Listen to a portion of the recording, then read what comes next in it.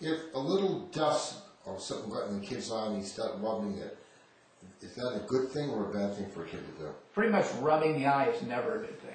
There's never a time where I could ever think that rubbing the eye would be a good thing. The problem with getting a dust, if there's a particle under the eye and the child rubs the eye, it could be scratching the front of his eye and making the situation much worse. And also opening him up to getting infections if he scratches the front of his eye. So if he does get something in his eye, the best thing to do is to try to either wash it out with some water and see if you can get it out of there. If you can't get it out, you may want to see either your pediatrician or a pediatric ophthalmologist to see if they can somehow get it out on their own, make sure there's nothing in there. One thing you can try to do is just to pick up the upper eyelid and bring it up over the bottom eyelid and see if just the lashes and lower eyelid will wash out the little dust from inside of there, and then putting the lid back, and then sometimes that will help. But if it does persist and the child is rubbing, somebody should see a specialist to try to see if they can get the foreign body out of the eye. Sometimes kids play and get hit in the eye, and sometimes the pediatrician puts a dye in the eye, and he's looking for a thing called corneal abrasion. What does that mean?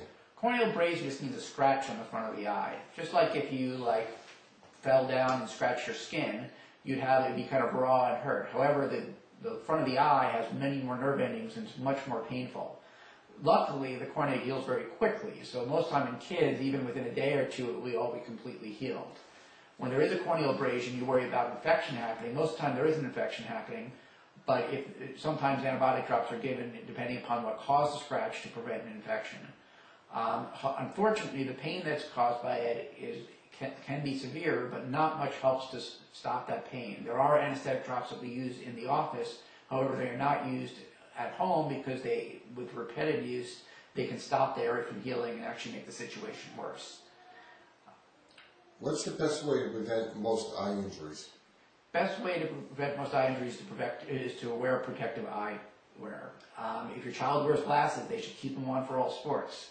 If they're using any dangerous activities such as hammering or other things that may have particles that can fly off, they probably should have protective goggles on their eyes in order to protect anything from hitting and getting into their eye.